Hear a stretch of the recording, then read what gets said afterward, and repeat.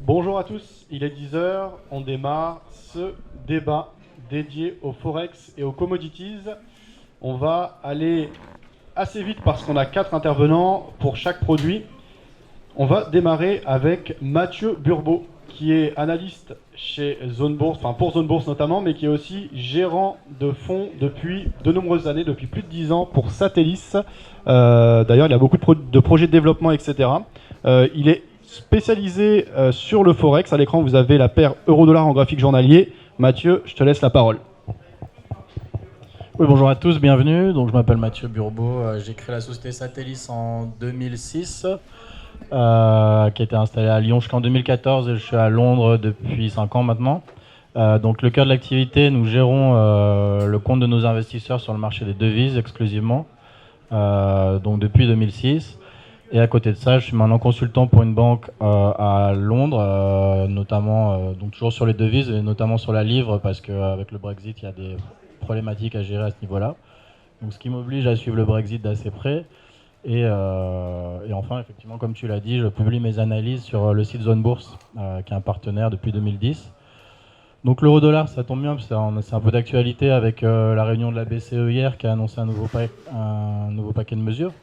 La tendance est clairement baissière sur l'euro-dollar depuis début de l'année dernière. Donc la stratégie qui fonctionne le mieux sur cet actif, c'est les ventes sur rebond, selon moi. J'ai vu que tout à l'heure, on avait justement été... on a un rebond justement qui est en train de se faire et on a été chercher quelques stops qui étaient présents au-dessus d'un 11. Donc pour moi, c'est déjà une bonne opportunité de commencer à vendre. Avec une petite taille, de toute façon, la clé sur ces marchés-là, surtout quand on est en trading sur marge, c'est de maîtriser son levier et donc de ne pas vouloir prendre trop de risques. Donc je commencerai avec des petites tailles à vendre. On a le graphique ici, oui. Donc on voit ici sur les graphiques Zone Bourse, ce qui est bien, c'est qu'on a un algorithme. Zone Bourse a développé un algorithme où on a des supports qui sont créés automatiquement. Et donc si vous revenez chaque jour, ça se met à jour automatiquement. Et donc on voit aujourd'hui qu'on a la prochaine résistance à 11,43, donc c'est un niveau aussi sur lequel on peut vendre, voire un petit peu au-dessus après, au-dessus d'un 12. Quoi qu'il en soit, pour moi la tendance reste baissière fondamentalement en raison des divergences de politique entre la Fed et la BCE. Même si on s'attend à ce que la Fed baisse ses taux la semaine prochaine, la BCE a beaucoup d'avance et la monnaie unique restera quand même assez faible, surtout avec toutes les problématiques à gérer entre le Brexit, l'Italie, même si ça s'est calmé un petit peu, et puis évidemment la guerre commerciale qui fait que les Allemands commencent un petit peu à s'inquiéter aussi et probablement ils vont adapter leur budget aussi. Donc moi j'achèterai pas l'euro. Donc clairement là j'ai pas toujours un avis très tranché sur les parités, mais là sur celle-là il n'y a pas de problème. Ouais. Ok, comme tu le dis, un avis tranché et un biais baissier sur l'euro-dollar. Il nous reste encore un peu de temps de parole pour ton tour, Mathieu. Donc, est-ce que tu as des convictions sur d'autres paires de devises relatives à l'euro ou au dollar, ou c'est vraiment sur l'euro-dollar que tu as une conviction forte baissière? Si je dois vendre l'euro, alors forcément, ce qui est important quand on parle de l'euro, là on est face au dollar, donc ce qui est important c'est de savoir aussi quelle est la tendance de la devise en face de l'euro. Donc une autre devise qui serait intéressante à acheter face à l'euro, pour moi c'est la livre, même si c'est un peu plus dangereux parce qu'il y a un peu plus d'incertitude vis-à-vis du Brexit. Mais en fait, ce qu'il y a, c'est que depuis le début, moi je crois pas du tout au no deal, ça serait de la folie. Et je pense qu'à un moment donné, les dirigeants font beaucoup de bluffs, mais ils savent rester raisonnables à la fin. Et donc, je commence déjà à vendre l'euro livre depuis qu'on a dépassé 0,90. Je ne sais pas si je t'avais mis le graphique. Ouais. Voilà, donc depuis qu'on a dépassé 0,90, je vends. Donc, j'ai jamais de point d'entrée précis où je vais avoir un point d'entrée, un point de sortie. Je vais toujours rentrer les petites tailles et tâtonner et voir. Et donc, soit je coupe si je change d'avis, et sinon je renforce en fait. Et donc là, on est repassé maintenant sous 0,90 et je pense que la baisse de cette parité n'est pas terminée. On a vu que Boris Johnson était un peu dans la tourmente et ça, c'est plutôt bon pour accéder pour l'opposition et pour accéder vers un accord, effectivement, qui devrait plutôt être favorable à la livre. Ouais. Ok, merci. je vais donner la parole à Sylvain Loganadin, que vous connaissez sans doute, qui est un analyste qui travaille sur son projet et qui travaille au développement d'Aria. Sylvain, je vais te laisser te présenter, nous présenter donc Aria et je te donne la parole sur l'euro-dollar. Bonjour à tous. Bonjour à tous, vous m'entendez bien? Enfin, c'est bon. Du coup, c'est un débat et le problème c'est que je suis assez d'accord avec ce que disait Mathieu. La tendance est fondamentalement baissière sur l'euro-dollar. Je vais vous partager éventuellement 2 trades que moi j'ai. Voilà. Après, je vous garantis pas qu'ils sont bons, etc. Moi, c'est des positions sur lesquelles je suis investi, sur lesquelles j'ai des convictions fortes. Donc, c'est déjà d'une part l'euro-dollar. Comme le disait Mathieu, moi sur tous les rebonds, est-ce qu'on pourrait avoir un graphique de l'euro-dollar? C'est un graphique de l'euro-dollar là? Oui, tout à fait. Okay. Ouais, là c'est peut-être mieux. Moi, c'est vrai que j'ai une conviction assez moyen terme, assez baissière dessus. Je vise même 0,95 pour ne rien vous cacher. C'est un trade que je considère limite comme un carry trade. Pourquoi? Parce que quand on est à la vente sur l'euro-dollar, on encaisse du swap. On encaisse du swap et en plus, on a une tendance qui est fondamentalement baissière, techniquement qui est baissière aussi. On a eu un gros rebond hier. C'est typiquement le genre de trade qui, si vous cherchez du swing en weekly, peut être intéressant. Si vous faites du court terme, effectivement, là, shorter l'euro-dollar, c'est peut-être pas encore le bon timing, et encore moins vendredi. Mais à moyen terme, c'est le genre de trade qui a du sens. Pourquoi? Parce que le dollar US surperforme. Enfin, cette année, il n'est pas trop mauvais, il est constant. L'euro, par contre, quand on regarde un peu la performance de l'euro depuis même, je dirais, début 2018, elle n'est pas bonne. Donc quand vous regardez l'euro en 2018, on était aux alentours de 1,19, 1,20, etc. On a une tendance baissière qui est parfaite. Chaque rebond est shorté, entre guillemets. Et ce qui est paradoxal, en fait, c'est que vous avez quand même un sentiment de marché, donc des particuliers, qui est extrêmement acheteur sur l'euro. Vous regardez un petit peu les positions des traders particuliers, on a à peu près 60-70% des traders particuliers qui sont acheteurs sur l'euro, qui achètent chaque support pour essayer de jouer en fait le rebond, c'est-à-dire le point bas sur l'euro aux alentours de, je sais pas moi, 1,10 pour remonter à 1,20, 1,25. Et c'est un petit peu, je dirais, la chimère que tout le monde essaie de chercher, au lieu de tout simplement se mettre dans le sens de la tendance, donc d'essayer de chercher juste en fait des points d'entrée short qui vont vous rémunérer. Non seulement plus longtemps vous gardez la position, donc sur une espèce de carry trade, si on peut l'appeler comme ça, et en plus sur le côté technique fondamentalement baissier. Deuxième trade qui peut être intéressant, c'est l'USD MXN. Je ne sais pas si tu as un graphique, Fabien, que tu pourrais mettre sur TradingView. L'USD MXN contre le peso mexicain. Alors ça, c'est une devise qui n'est pas forcément très suivie par la plupart des gens, pourtant qui est extrêmement intéressante. Si vous regardez depuis décembre dernier, on a un super range en fait en daily. Donc encore une fois, c'est pour les traders qui vont faire éventuellement des trades qui vont durer plusieurs jours. Moi, je suis beaucoup plus sur le swing que sur du day trading. Mais pour le coup, c'est extrêmement propre techniquement. Si tu mets un graphique daily, tu verras qu'en fait, on a un triangle symétrique qui est quasiment parfait. Et la semaine dernière, il y avait une opportunité de short qui était vraiment, qui était vraiment facile à prendre. C'est simple. Hein. Voilà. Compresse un peu le graphique et tu vas voir qu'on peut tracer en fait un triangle. En daily, en weekly, on peut tracer un triangle. Alors, je sais pas si on le voit bien. Faut le mettre plus petit. Faut le mettre plus petit. Ouais, voilà. Regardez, en fait, vous prenez le plus haut là-bas. Vous tracez tout simplement une droite, hein, c'est de l'analyse technique bête et méchante, rien de compliqué. Et vous avez un triangle symétrique qui se forme. Et en fait, la stratégie elle est simple, hein, c'est en gros vendre l'USD MXN sur résistance. Je ne l'achète pas pour une raison qui est simple, c'est qu'il coûte cher en swap. Par contre, l'USD MXN, si vous le vendez et que vous le gardez longtemps en position, vous encaissez beaucoup de swap en principe. Donc après, ça dépend des courtiers chez lesquels vous êtes. Mais en principe, c'est un trade qui rémunère de l'argent. Donc moi, j'attends vraiment les opportunités de vente. En décembre 2018, on avait une belle opportunité de vente. En à peu près 4 mois, on avait fait plus ou moins le TP. Donc c'est-à-dire qu'en décembre 2018, moi à l'époque j'avais un site de trading où j'avais dit à mes abonnés qu'on allait éventuellement shorter la zone, le gros rebond là-bas, et c'était un trade qui durait 3-4 mois. Ouais, je vais faire le tour. Je vais faire le tour, je vais pas trop empiéter sur le temps de parole des autres non plus. Hein. Je vais faire ça rapidement. Mais c'était un trade qui était un peu, c'est vrai qu'il était un peu risqué à l'époque. C'était 2018, c'est celui-là. Donc en gros on a ce triangle là, ok, à tracer. Donc là on a une fausse sortie, et là en gros on a une petite ligne de tendance comme ça qui fait plus ou moins qui forme un triangle en daily. Le but, là, je l'avais shorté là, j'avais un TP là, je suis sorti assez rapidement, et le but maintenant c'est de voir en fait sur la zone des 19, etc. si elle va tenir. Moi personnellement je le paierai pas l'USD MXN, c'est une paire que je vais plus ou moins essayer de tenter à la vente pour jouer justement la réintégration, le fait qu'elle reste en rangée. Après bien évidemment, là c'est simple, on a un triangle en daily, le jour où elle sort, ou par le haut, par le bas, et que fondamentalement ça tient.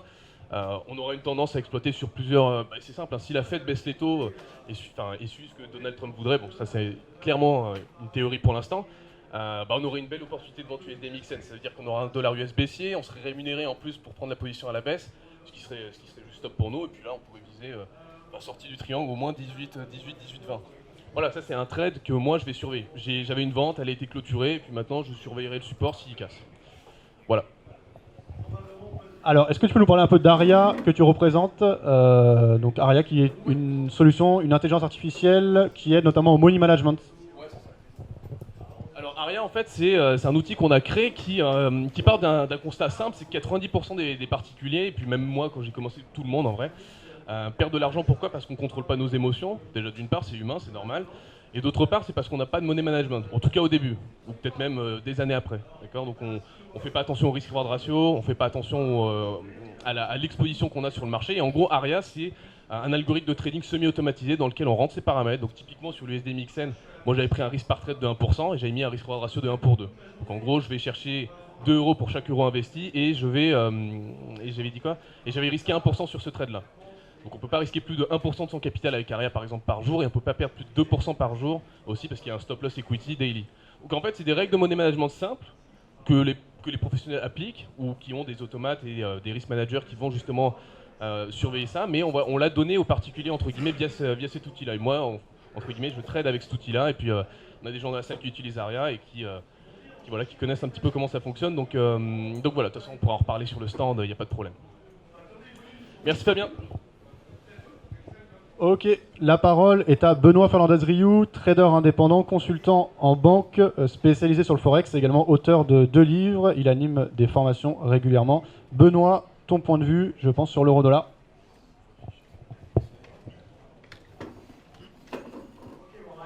Oui, alors bonjour à toutes et à tous. Donc effectivement, consultant, auteur, formateur et analyste sur essentiellement le Forex parce que c'est mon marché de prédilection pour le trading. Alors on va passer sur l'euro-dollar. Là c'est la plateforme le Wallmaster. On est sur l'euro-dollar avec une vue vraiment satellitaire puisqu'on est en 1 mois. Et en 1 mois on voit bien voilà ce qui s'est passé depuis des années. Sur l'euro-dollar, on est effectivement dans un énorme canal baissier, mais ce qui se passe ces derniers temps, on va zoomer en allant effectivement en weekly, donc là on commence à descendre un petit peu, à se rapprocher. Eh bien on voit qu'on a eu une épaule, tête-épaule avortée, et que désormais on est en train de s'enfoncer dans une sorte de range un petit peu oblique vers le bas, donc un canal baissier qui est en ligne et en phase avec les grands canaux, les grandes lignes de force que l'on a vues précédemment. Alors donc ça c'est intéressant, effectivement tout le monde le voit depuis plusieurs mois, que l'euro-dollar effectivement, je suis en phase avec mes prédécesseurs, c'est une paire de carry trade effectivement, puisque le dollar est mieux rémunéré que l'euro, et donc comme il est en devise de contrepartie, eh bien c'est la paire qui baisse naturellement. Alors c'est pas une paire de carry trade franchement marquée, mais c'est quand même un phénomène de carry trade qui est là, hein, présent. Alors par contre, ça c'était le passé. Maintenant, on va parler un petit peu du futur. Alors pour le futur, moi je suis là pour le coup en désaccord avec mes prédécesseurs parce que toute chose a une fin et toute chose a une fin et tous les canaux à un moment donné doivent laisser la place à autre chose. Et je pense que ça ne sera pas forcément violent, mais la baisse ne devrait donc déjà pas continuer, mais sans pour autant avoir une hausse énorme. Dit autrement, je pense que on va aller vers un arrondi, vers une sorte de range qui ne dit pas son nom, en allant tester des plus hauts, donc en ligne avec plutôt les particuliers effectivement, tester des plus hauts dans les semaines voire les mois à venir. Pourquoi? Pour 2 raisons fondamentales. La première, c'est que on a effectivement une course entre la BCE et la Fed sur la baisse des taux, mais pour 2 raisons différentes. En Europe, on baisse les taux parce qu'on n'a pas le choix. On baisse les taux parce que l'économie a du mal à repartir. On veut rajouter du carburant, on met l'économie sous perfusion. On est contraint. Aux États-Unis, c'est une baisse conjoncturelle. C'est une baisse parce que l'économie va bien, donc c'est une baisse pour autre chose. C'est une baisse parce que Donald Trump a besoin d'être réélu. L'élection est dans 1 an. Il a besoin de continuer à soutenir l'économie. Donc je vous l'annonce tout de suite, on n'aura pas de crise mondiale d'ici 1 an. On a 1 an de tranquillité. Donc ça c'est dit. Notez-le. Je ne sais pas quand aura lieu la crise, mais voilà, ce que je peux déjà vous dire, c'est quand elle n'aura pas lieu. Et déjà, c'est une information. Ensuite, cela va servir à soutenir évidemment le marché action, l'économie, avec un dollar qui va être weaponisé, dans le sens où petit à petit, on va essayer d'avoir des taux de plus en plus bas, se rapprocher de zéro, Donald Trump parle même de taux négatifs, donc je ne pense pas qu'on y arrive forcément, mais en tout cas, on va tendre vers zéro, et la semaine prochaine, le marché va avoir ses attentes confirmées très certainement. Donc c'est déjà effectivement pricé, c'est d'ailleurs l'effet qu'on a eu hier, hein, l'effet de porte de saloon un petit peu. On a eu un euro-dollar qui a baissé fortement pendant 1 heure, et puis ensuite qui est remonté au point d'entrée, et puis pour continuer vers des plus hauts. Et ça, c'est un signe. Et on a, alors si on zoome sur le journalier, voilà, on a ici, vous voyez, un double bottom. Alors c'est pas le premier évidemment, mais en tout cas, ce double bottom plus ces bougies qui sont en train de tester des plus hauts, plus la Fed la semaine prochaine qui devrait confirmer les attentes, etc., etc. On devrait donc avoir très certainement un effet peut-être de cassure de cette ligne et donc de continuation à minima à l'horizontale et à terme peut-être, alors pour aller sur du plus loin, du fin d'année, voire du 2020, eh bien pourquoi pas tester des plus hauts, du 1,1250, on en parlait, voire même du 1,13, 1,14 et pourquoi pas tester les 1,15 ensuite. Voilà, donc je suis en phase avec l'analyse, mais en désaccord avec les prévisions, pour conclure sur l'euro-dollar. Ok, c'est intéressant. Un mot peut-être à propos de tes activités, Benoît. Donc un mot sur mes activités, je suis formateur chez World Trade Institute, entre autres, et je donne une formation pour les actualités donc la semaine prochaine. Il reste quelques places, c'est une formation en ligne, donc vous pouvez voilà, être là même s'il y a des grèves. Et puis pas d'autres actualités, après c'est le business as usual en quelque part. Voilà. Sinon, est-ce que vous avez des questions en attendant que les slides arrivent? Oui, une question? Vous n'avez pas parlé de l'endettement des États-Unis, où ils sont obligés de faire, de matcher plus ou moins leur endettement par rapport à ce que vous savez. Oui, alors, donc la question c'est, je n'ai pas parlé de l'endettement, mais effectivement là, on a 5 minutes, l'endettement, on pourrait en parler pendant des heures. Pour résumer, l'endettement pour Donald Trump, pour les États-Unis, parce que Donald Trump, c'est important, en quelque part, c'est l'administration derrière américaine, ce n'est pas un problème. Hein. Le problème, le dollar, c'est leur solution, c'est notre problème en quelque part. Donc voilà, c'est pour synthétiser en 2 secondes. Merci Benoît. La parole à Vincent Gann, analyste chez TradingView et qui anime également la communauté TradingView que vous connaissez sans doute pour consulter les graphiques, etc. Voilà, c'est Vincent pour la partie francophone qui s'en occupe. Je te laisse la parole sur l'euro-dollar. Merci Fabien. Bonjour à tous. Alors effectivement, moi ici je viens au salon en tant que représentant de TradingView France. Je vais être assez bref puisque mes collègues analystes ont dit beaucoup de choses vraies. L'euro-dollar, c'est l'histoire d'une lente tendance baissière. Et justement, elle est tellement lente, cette tendance baissière de l'euro-dollar, que ça fait des mois que beaucoup se posent la question de la fin de cette baisse. Et puis récemment, on a basculé sous les 1,10 $. Alors sur ce graphique, vous avez ici 2 graphiques qui sont juxtaposés. À gauche, un graphique qui expose les bougies japonaises en données hebdomadaires de l'euro-dollar. Donc vous avez déjà la phase de hausse qui était partie des 1,05 jusqu'à 1,25 avec ici l'élection présidentielle en France. Et puis vous avez depuis le retournement ici du cours de l'euro-dollar, alors que c'est un exemple qui est bien guidé dans sa baisse, par exemple ici, par l'indicateur technique Ishimoku. Et donc sur la droite, vous avez le dollar américain face à un panier de devises, le DXY. En fait, imaginez une chose. À votre avis, où serait l'euro-dollar si la Fed n'avait pas baissé ses taux? Où serait l'euro-dollar si la Fed n'avait pas fait un volte-face monétaire, si Trump ne mettait pas la pression? On serait déjà à 1,05. Donc en fait, tout militait pour la baisse de l'euro-dollar, les fondamentaux classiques, les nouvelles perspectives de politique monétaire de la BCE. Mais la Fed essaye de freiner cette baisse de l'euro-dollar. Certains pensent même qu'il y a pourquoi pas des achats. C'est la guerre des changes, c'est la quête de la compétitivité échange. Alors moi j'ai toujours défendu cette tendance baissière et je suis d'accord avec mes collègues, l'euro-dollar se vend sous résistance parce que les cassures de résistance c'était souvent des pièges techniques, les cassures de support des pièges techniques. Donc en gros voilà, il y a eu des belles résistances qui étaient à chaque fois à vendre, mais dès qu'on cassait un support ça remontait parce qu'il y avait soit une intervention de Trump ou de la Fed pour le faire remonter. À droite vous avez donc le dollar américain qui malgré la Fed, malgré Trump, et pourtant on sait que Trump s'exprime sur le dollar, il veut faire chuter le dollar. Malgré tout, le dollar continue de monter. Alors bien sûr, cette hausse n'est pas très pentue, certains verraient un biseau, d'autres un canal haussier, mais en fait, la clé est ici. Alors moi, j'ai toujours défendu la baisse de l'euro-dollar, j'étais persuadé qu'on basculerait sous 1,10. On a basculé sous 1,10. la BCE hier avait la possibilité de, pourquoi pas, créer de nouveaux plus bas. Il s'avère qu'on s'est arrêté à 1,0926, qui était déjà le plus bas il y a une semaine. Alors, on va passer juste sur un autre graphique, s'il te plaît. Moi, je me suis toujours dit que l'euro-dollar irait refermer le gap du printemps 2017, le gap dit d'Emmanuel Macron, ou pourquoi pas rejoindre, c'est une illustration chartiste ici, une ligne de tendance qui attrape en données mensuelles tous les plus bas depuis l'année 2002, autour des 1,0750. Alors, là, je suis un peu partagé. La séance d'hier, lorsque l'euro-dollar a commencé à décrocher, je me suis dit, on allait casser 1,0926, on va aller voir les 1,0850 enfin. Puis finalement, on a fait une sorte de remontada, sans pour autant franchir de résistance, c'est-à-dire qu'on est toujours sous les indices 75, 1,11. Alors, c'est pas évident. Si l'euro-dollar avait dû faire des nouveaux plus bas, il aurait dû le faire hier. Il aurait pu aller à 1,0850. Il y avait tout pour. Maintenant, la semaine prochaine, c'est à la fête de jouer. Alors bien sûr, dès qu'on aura une nouvelle macroéconomique pour la zone euro, notamment pour l'Allemagne, ça peut mettre la pression de manière générale sur l'euro, mais aussi les devises européennes. C'est vrai qu'aussi que le Brexit arrive. Alors effectivement, s'il y a un deal, ça pourra au contraire venir ressoutenir les devises européennes. En fait, d'une certaine façon, est-ce que toutes les cartouches baissières fondamentales pour l'euro n'ont pas été déjà tirées? Donc, je suis assez mal à l'aise par rapport à la situation actuelle. J'aurais tendance à croire qu'on aurait fait le plus bas annuel à 1,0926. Mais on n'a pas encore de signaux techniques, on n'a pas dépassé de résistance sur les graphiques importants.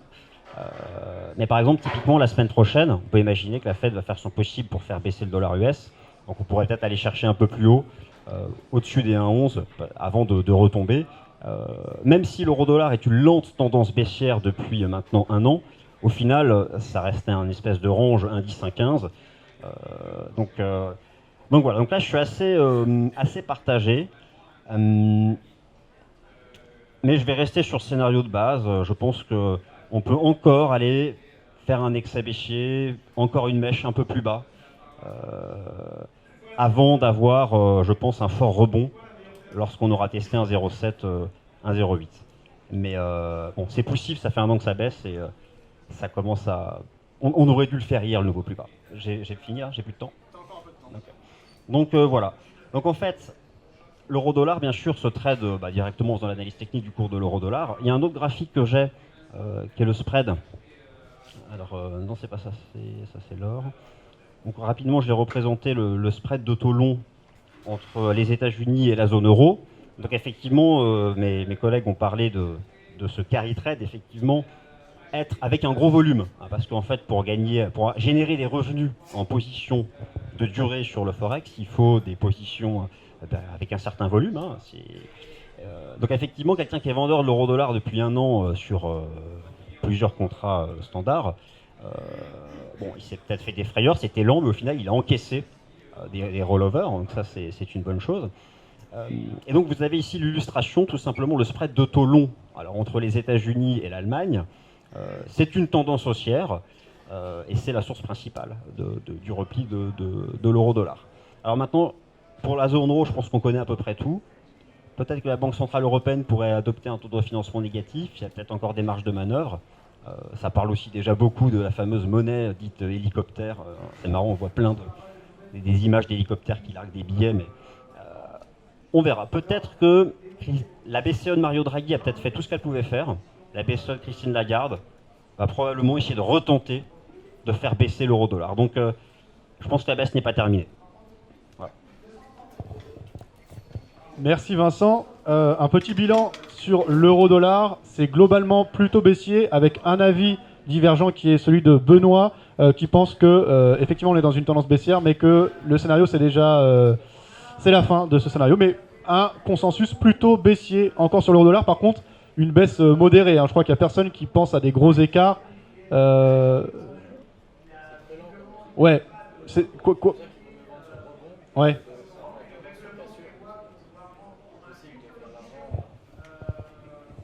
Je vais moi aussi rejoindre tout ce qui a été dit, c'était très intéressant. Et, donc comme je le disais, oui, la vente, elle est uniquement sur rebond pour moi, parce que vente sur cassure, on voit qu'il y a tout de suite des sursauts, parce que les officiels réagissent et essayent de faire rebaisser le dollar.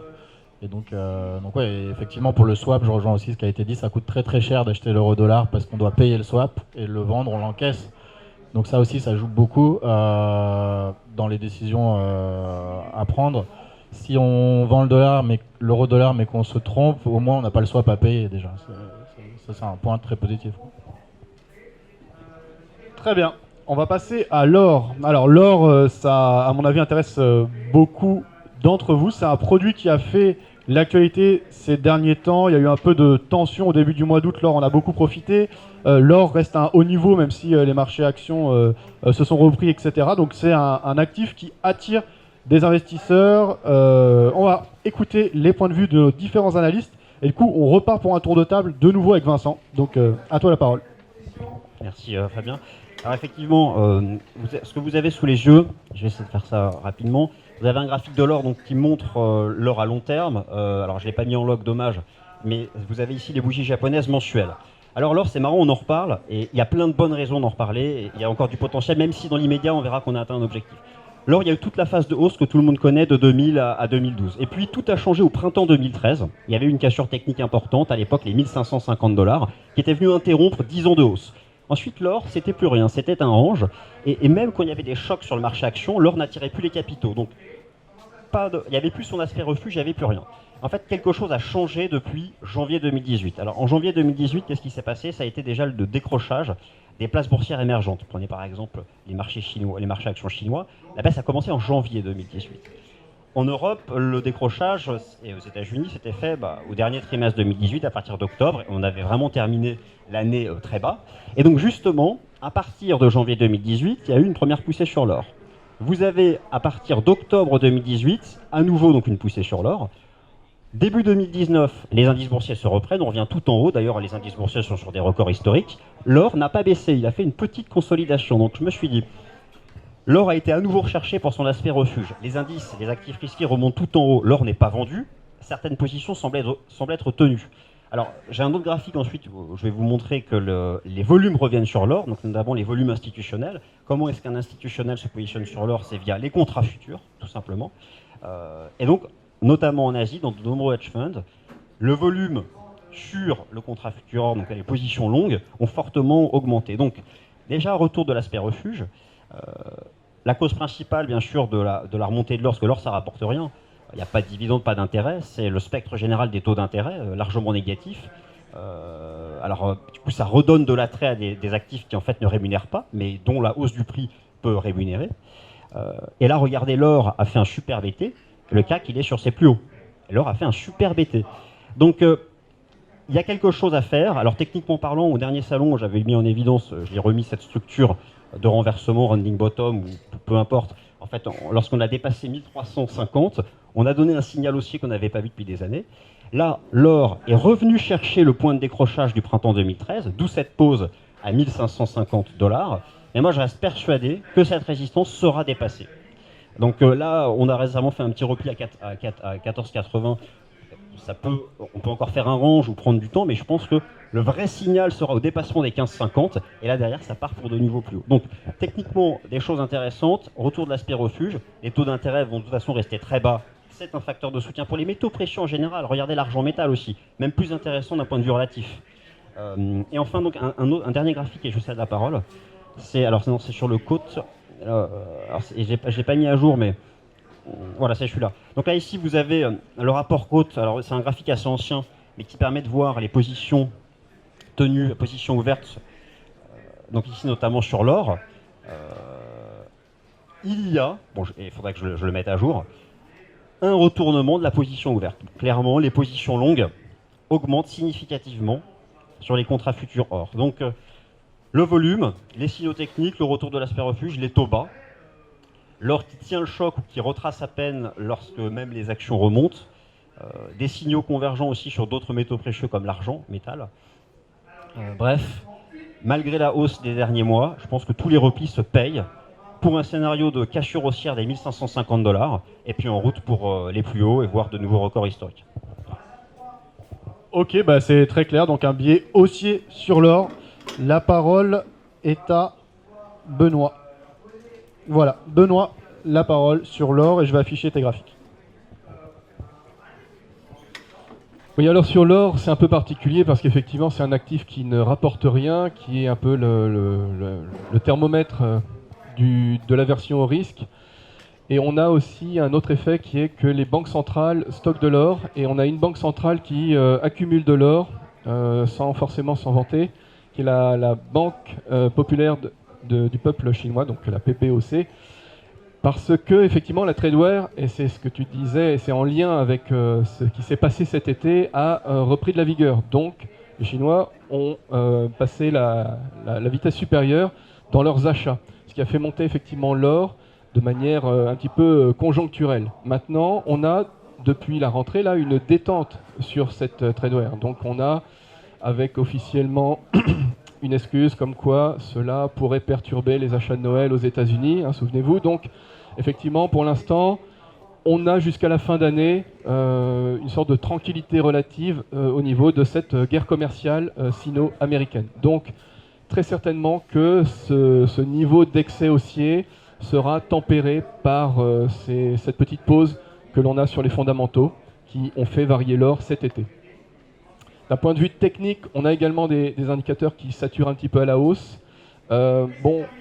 Avant de redescendre, parce que je ne dis pas que ça va forcément redescendre, c'est un peu comme sur l'euro-dollar, la pause va certainement se faire, voilà, pour arrondir sur les 1005 en quelque part.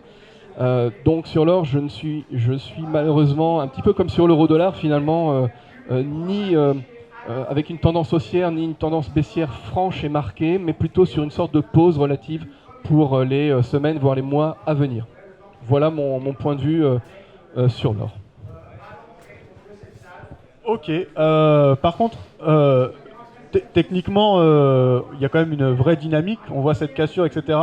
Est-ce que tu penses qu'on peut faire une pause dès maintenant alors qu'on est quand même en dynamique?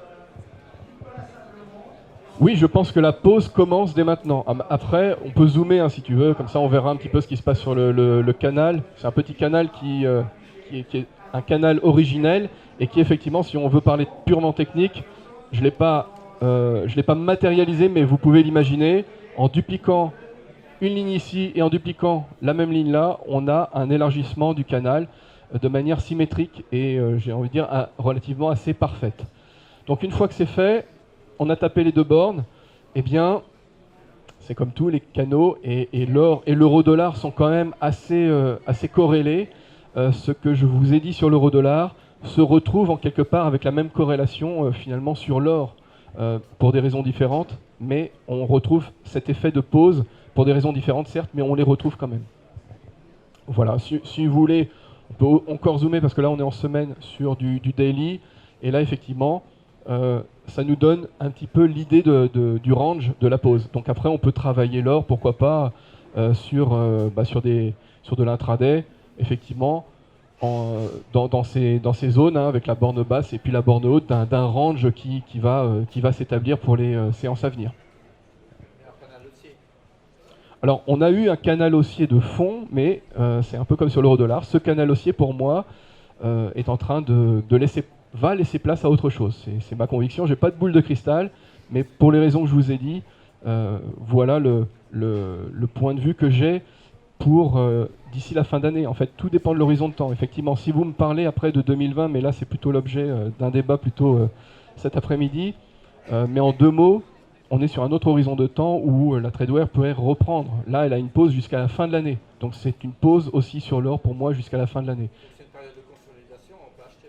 C'est une période de consolidation. Ah oui, on peut acheter si on a des points bas, effectivement, les conserver, mais on peut aussi vendre parce qu'on va rester pour moi sur une zone de résistance. C'est l'idée en fait. Ok, donc plutôt neutre sur l'or de la part de Benoît. Si vous avez des questions sur l'or, n'hésitez pas. Et sinon, on va enchaîner avec...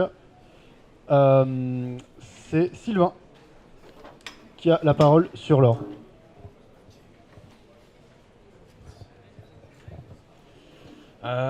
Sur l'or, le truc c'est que tout le monde du coup maintenant commence à passer haussier. Effectivement, la hausse elle est passée. Donc là, à mon avis, si on veut commencer à acheter maintenant, ça serait acheter trop tôt. Le but du jeu sur l'or, c'est toujours de trouver le bon point d'entrée, parce que quand vous tradez l'or, vous voyez que les mouvements sont assez directionnels. Je sais pas si certains d'entre vous tradent l'or ici. Il y en a un? Non? Si, voilà, il y a quelques personnes qui tradent. vous avez remarqué que quand on a un graphique de l'or, si on n'achète pas entre guillemets au bon moment, on rentre jamais dessus parce que les pullbacks sont quasi inexistants. L'or est extrêmement directionnel, que ce soit à la hausse ou à la baisse. Donc du coup là, je pense que le mouvement aussi sur l'or, il est terminé. Enfin, si on achète maintenant, c'est plus du tout le bon timing entre guillemets parce que, comme l'a dit Benoît juste avant, il y a entre guillemets une pause dans la guerre commerciale. Le but du jeu maintenant, ça va être de trouver un achat, pas trop tôt, parce que sinon on va perdre de l'argent ou on va avoir une perte flottante qui va venir entre guillemets biaiser votre façon de trader.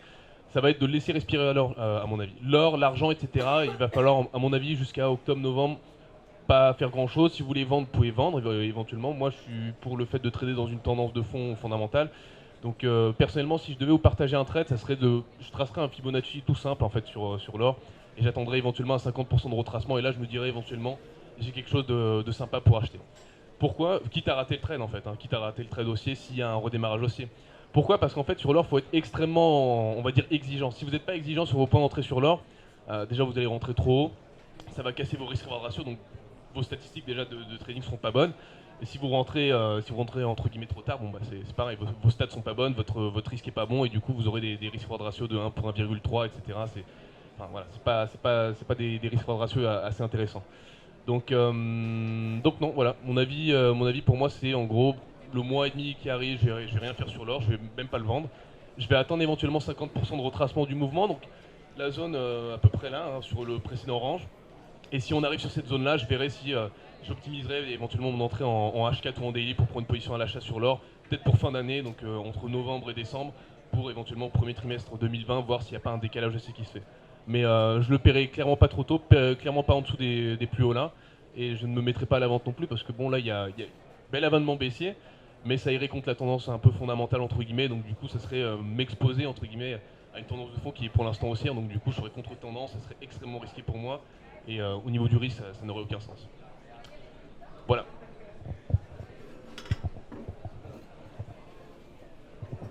Ok, c'est intéressant. Je pensais qu'il y aurait une conviction plus haussière. C'est intéressant de voir qu'au niveau des analystes, c'est beaucoup plus mitigé. La parole à Mathieu. Mathieu, qu'en penses-tu de l'or? Est-ce que déjà tu traites l'or et quelle est ta conviction? Oui, alors moi je traite pas l'or. C'est un actif qui est compliqué parce qu'en fait c'est à la fois une devise refuge, comme ça a été un petit peu dit. C'est d'ailleurs ça se traite en tant que devise sur le forex.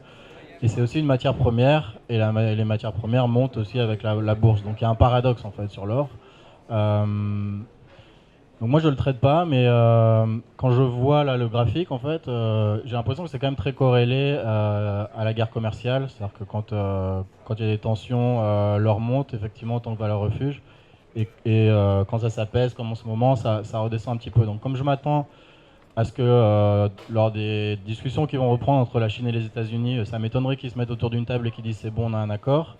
Donc je pense que les tensions vont redevenir un petit peu vives.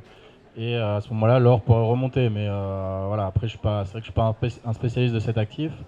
Et ce que je dis pour l'or, c'est valable pour les valeurs refuges sur le marché des devises, qui sont l'IN et le franc suisse aussi. Il y a un truc que je noterai aussi, c'est que le statut de valeur refuge, c'est valable en cas d'aversion au risque, mais pas en cas de crise. C'est-à-dire qu'on voit sur la crise de 2008 qu'il n'y avait qu'une seule valeur refuge qui était recherchée par les investisseurs, c'était le dollar. Quand vraiment il n'y a plus rien qui va, l'or, plus personne n'en veut. Et d'ailleurs, c'est valable pour toutes les autres valeurs refuges, c'est le dollar qui prime. Donc je suis d'accord, effectivement, il n'y aura pas de crise demain matin, je pense pas. Mais si on a une crise très grave dans les années qui viennent, c'est pas l'or qu'il faudra avoir en portefeuille de mon point de vue. Et dernière chose que je voulais dire sur l'or, on parle beaucoup de l'or sans préciser en quoi il est coté. Il est comme coté en dollars, il faut le rappeler. Ce qui veut dire que si on affiche le graphique de l'or dans une autre devise, il n'aurait pas du tout la même allure. Et donc quand on regarde le graphique de l'or, il faut aussi regarder ce que fait le dollar. Parce que si le dollar est très fort, ça va forcément faire baisser l'or. On voit que cette année, le dollar est quand même assez fort et l'or est quand même haussier. Donc c'est pour ça que je pense que la guerre commerciale a un impact sur les arbitrages vers l'or cette année. Donc effectivement, voilà, je n'aurai pas de prévision franche, mais j'aurais plutôt tendance à acheter sur repli. Ok, alors bilan sur l'or, on a 2 haussiers et 2 plutôt neutres, voire même un peu baissiers. Donc un point de vue mitigé sur l'or, pas de grosses convictions qui se dégagent. Mathieu, il te restait pas mal de temps de parole, peut-être parler un peu de ton trading et de ta gestion si tu le souhaites, de l'évolution. Tu t'es vraiment orienté vers une approche automatique. Pourquoi ce choix et voilà ce que tu peux nous en dire de ton retour d'expérience de toutes ces années de gestion. Oui, donc on est passé par plusieurs étapes, trading automatique, trading manuel, etc. Aujourd'hui, on a des algorithmes qui fonctionnent sur trois analyses en particulier. Donc l'analyse fondamentale qui nous donne effectivement la tendance de fond. Donc ça, sur les devises, c'est essentiellement ce que font les banques centrales qui nous intéressent.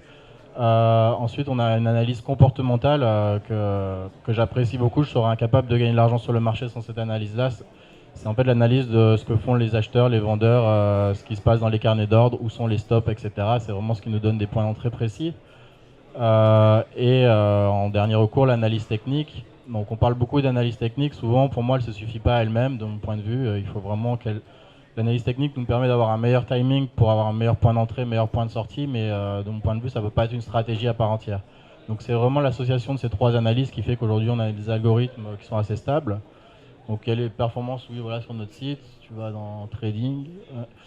On arrive à faire un retour de 3% par mois à peu près, régulièrement maintenant depuis 18 mois. Donc c'est ce qu'on essaie d'offrir à nos investisseurs. Donc c'est essentiellement des investisseurs particuliers qui investissent, mais aujourd'hui voilà, on est consultant pour une banque et on est en train de lancer un fonds et on va plus s'ouvrir au marché institutionnel et petit à petit se retirer du marché retail. C'est les prochains enjeux pour les prochaines années. Si tu veux, je ne sais pas s'il me reste du temps de parole. Je peux peut-être une analyse sur le yen. Du coup, vu qu'on parlait des valeurs refuges, on va le faire après. Ouais, du coup, pour enchaîner avec une autre valeur refuge, on va le faire après si tu veux. Je pensais que tu voulais parler de Satellis, mais donc pour plus d'infos, vous avez le site Satellis FX. Et donc, Mathieu, vous le retrouvez également sur Zone Bourse. Voilà, Mathieu sera disponible sur le salon, donc si vous voulez aller discuter avec lui. On va enchaîner avec le pétrole, une autre matière première importante. On va commencer avec Sylvain pour ce tour. Sylvain, que penses-tu du pétrole? Est-ce que tu as une conviction? Pour ma part, j'avoue que je le regarde peu. Je sais que c'est très volatile et qu'il y a des choses intéressantes à faire sur le pétrole, mais je te laisse la parole. Ouais. Sur le pétrole, par contre, il y a des choses intéressantes à faire. Alors, je ne sais pas si certains d'entre vous ont suivi le pétrole en début d'année, sur le début de l'année 2019. Je vais me lever, parce que là, pour le coup, c'est vraiment un actif intéressant. Le pétrole, c'est aussi ce qui va, ça va influer entre guillemets sur les marchés actions. Enfin, quand le pétrole monte, on a les parapétrolières qui sont haussières, on a les financières qui réagissent plutôt bien aussi. Sur le début de l'année 2019, il y avait un super trade à faire, c'était ici sur la cassure, c'était tout bête, hein, c'était de l'analyse technique pure et dure, même pas fondamentale.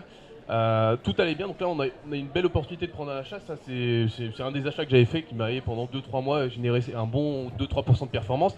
Et depuis, donc c'est depuis mi-2019, hein, depuis mai-juin, on a ce range là qui s'est formé. Donc là on a pareil, comme sur l'USD MXN, on a, si vous voulez, un espèce de canal, triangle, etc. Là on est dans un super range. C'est simple. La borne haute de ce range-là, elle est à 62-64. La borne basse qui est payée, c'est 56-58 sur le pétrole. Donc là, pour l'instant, on a une compression, entre guillemets, du pétrole. Et c'est aussi, à mon avis, ça qui va, entre guillemets, mettre un frein au marché action. Pourquoi? Parce que quand le pétrole monte fortement à la hausse, on a aussi une tendance des marchés actions, à extrêmement monter. Et là, pour le coup, on a un range sur les indices. On est sous des plus hauts historiques, entre guillemets, sur les marchés actions US. On se demande si on va les casser. Et sur le pétrole, on est en train de retester la résistance et on vient d'échouer légèrement sous la résistance. C'est vrai que moi je surveille beaucoup le pétrole pour une raison, c'est que si on part du principe que le pétrole repart à la hausse, fait une cassure sur 62-64, du coup on aura un objectif théorique à 70-72, moi là clairement je me dirais que justement les marchés actions US, notamment Dow Jones et S&P, enfin plus S&P 500 que Dow Jones d'ailleurs, auraient tendance à faire de nouveaux plus hauts historiques. Et c'est un petit peu ce que je vais surveiller là pour la fin de l'année en fait, hein, tout simplement. Hein.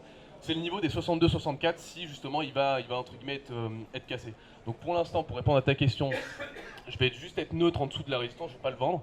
Le pétrole, j'aurais plus tendance à l'acheter.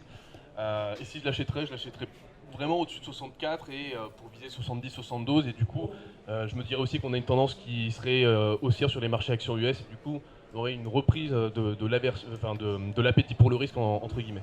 Donc là, à mon avis, on a aussi beaucoup d'incertitudes par rapport au dollar US et par rapport à la guerre commerciale qui est entre la Chine et les US. Mais voilà, pétrole, c'est pour moi potentiellement neutre là pour l'instant, mais potentiellement aussi sur le début de l'année prochaine, je pense. Donc c'est l'actif que je surveille.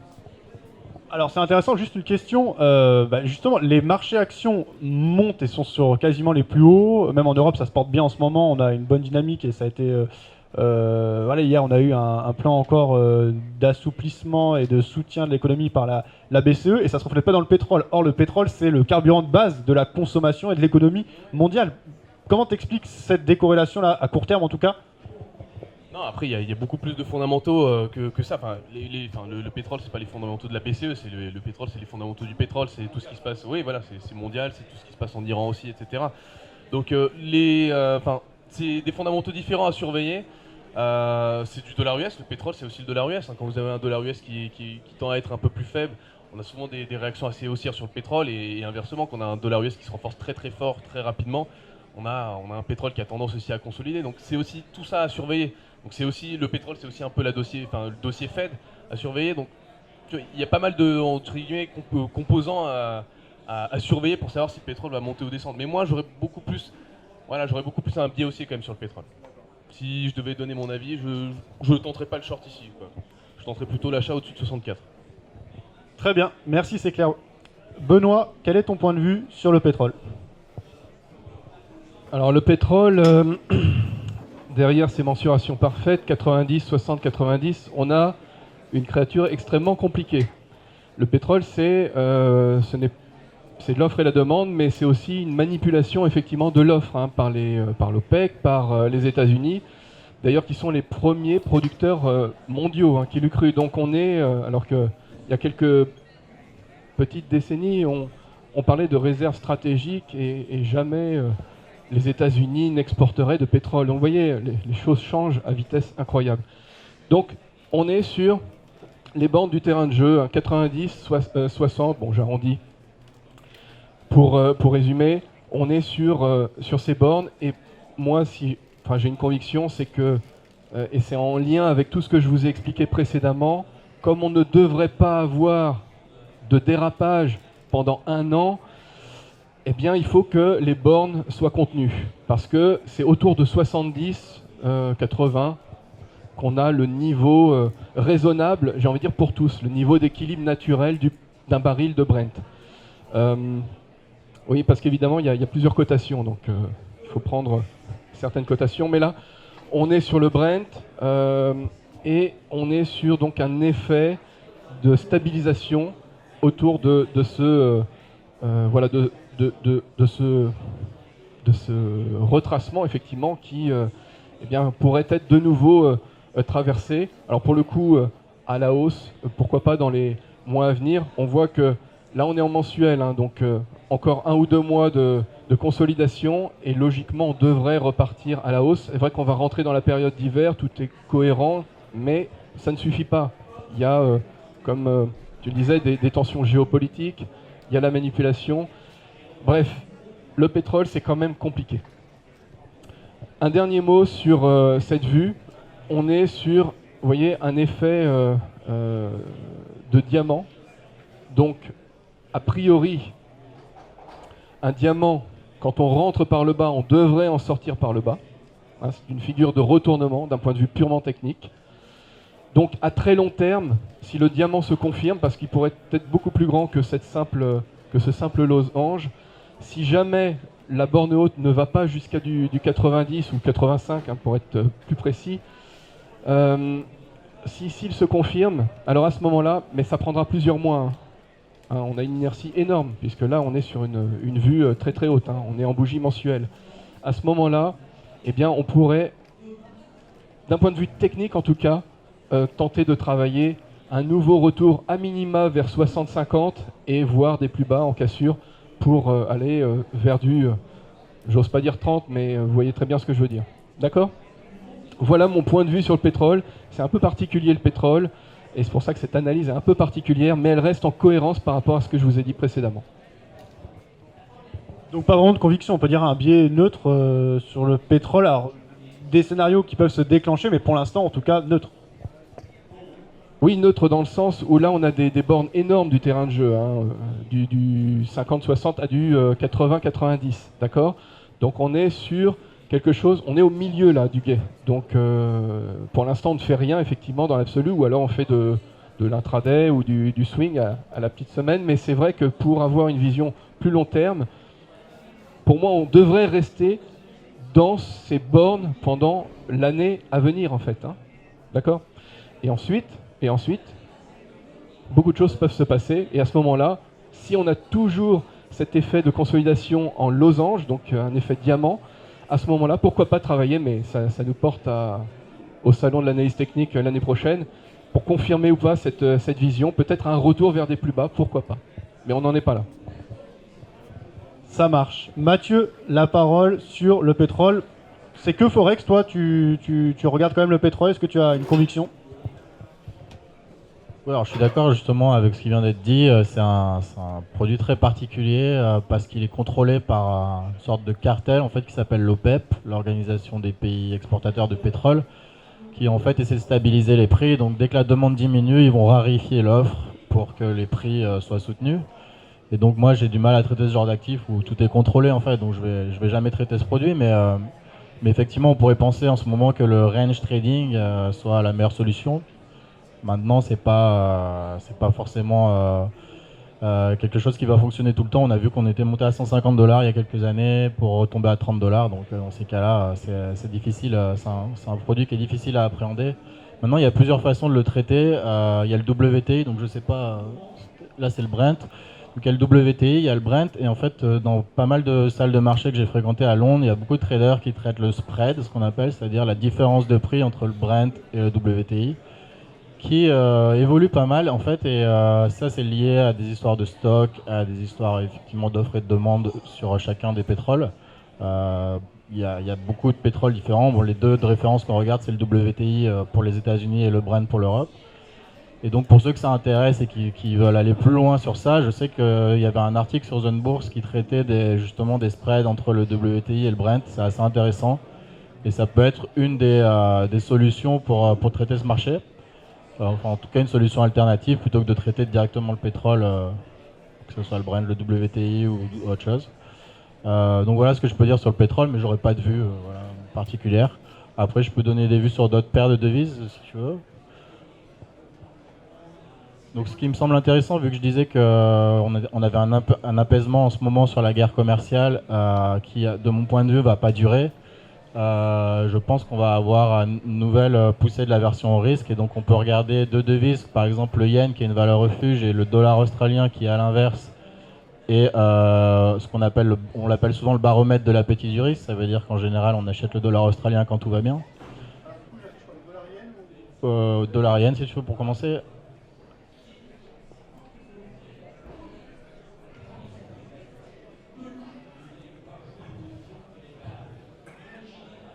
Donc le yen est connu effectivement pour être une valeur refuge, donc quand il y a des problèmes et la version au risque, surtout quand ça touche les États-Unis comme la guerre commerciale, eh bien le yen va s'apprécier. Ah, il faudra que tu t'abonnes apparemment. Ouais. Donc on voit qu'au plus fort de la guerre commerciale il y a quelques semaines, on a tracé des plus bas annuels sur la paire USD-yen, c'est-à-dire que le yen était très fort. Et là, depuis l'apaisement, donc on revient vers des niveaux qu'on n'avait plus vus depuis plusieurs semaines, et on a une résistance. Donc là, on vient de franchir 108 et on pourrait aller jusqu'à la résistance rouge. Je sais pas, j'arrive pas à voir d'ici exactement le prix. La ligne rouge au-dessus. 100.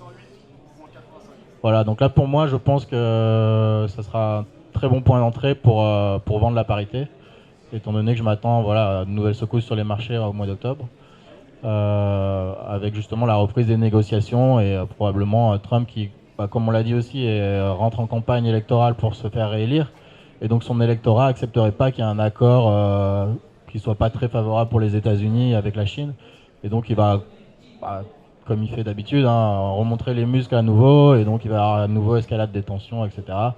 En tout cas, c'est le scénario que je privilégie, et donc ça devrait encourager une hausse du yen. et aussi du franc suisse qui est aussi une valeur recherchée dans ces cas-là. Et donc à l'inverse, le dollar australien qui a une économie qui dépend beaucoup de la Chine devrait subir ces tensions-là. Donc le dollar australien qui lui avait touché des points bas récemment remonte actuellement grâce aux apaisements et devrait pour moi repartir à la baisse, surtout qu'en plus la Banque centrale de Nouvelle-Zélande, qui est un petit peu dans la même situation que l'Australie, a déjà baissé ses taux de 0,5% en surprenant un petit peu les marchés. La Banque d'Australie devrait suivre et baisser ses taux aussi de manière assez nette d'ici la fin de l'année. Donc ouais, je m'attends, là on est sur des très bons niveaux sur le dollar australien pour vendre.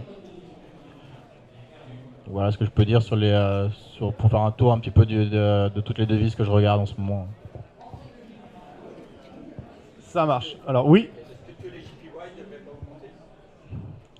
Le yen devrait augmenter de manière générale ou plus spécifiquement par rapport au dollar? Donc là on parlait de la parité USD-yen. Donc je la vois effectivement redescendre, ce qui veut dire que le yen va remonter. Et le dollar baisser par rapport au yen. C'était votre question? Ouais. Oui, alors effectivement, ça dépendra du niveau de l'aversion au risque, mais quand il y a aversion au risque, le yen va augmenter. Donc je parle par rapport au dollar, c'est plus simple, mais effectivement, ça sera par rapport à... Si on regardait par rapport à un panier de devises, le yen est une des devises les plus fortes depuis le début de l'année par rapport à un panier de devises, et donc c'est effectivement, ça, même par rapport à l'euro, par rapport à d'autres devises, ça devrait effectivement augmenter. Ouais. D'ailleurs, l'euro, vu qu'on a dit tout à l'heure que l'euro était plutôt baissier par rapport au dollar, ça va. Le yen devrait augmenter encore plus par rapport à l'euro. Ok, merci Mathieu. La parole à Vincent pour conclure sur le pétrole. Je mets tes graphiques. Bon, ça va être très rapide sur le pétrole hein, pour le coup. Alors, donc ici vous avez sous les yeux un graphique du brut US, donc en données hebdomadaires. Le pétrole, comme mes collègues analystes l'ont dit, c'est complètement neutre. Il y a une contrainte d'offre de l'OPEP. Il y a les perspectives de la demande, il y a la production américaine qui augmente quant à elle. Bref, il y a plein d'éléments qui se neutralisent. Moi, franchement, en tendance, je vois pas grand-chose d'intéressant à faire. Bon, là, j'ai tracé quelques lignes de tendance weekly. Il y a un point d'équilibre autour des $50 sur le pétrole. Franchement, je m'attends à rien. Quelque chose de complètement neutre. Il y a trop de force de rappel des deux côtés. Techniquement parlant, la tendance, il n'y en a plus. Le marché avait beaucoup chuté fin 2018 avec les actions. C'est légèrement repris en 2019 lorsque les actions se sont reprises. Et là, il y a trop de forces qui se neutralisent, tant du côté de l'offre que de la demande. Donc, à vrai dire, pas grand-chose. Simplement, j'ai vu quelque chose d'intéressant récemment. Lorsque le pétrole a tenu justement les $50, qui me semble être un niveau médian sur le brut US, on avait des titres, je pense par exemple à l'action Total, qui était elle aussi sur un support. Il y a une influence à la marge aussi sur le dollar canadien, mais je trouve que la corrélation est moins nette.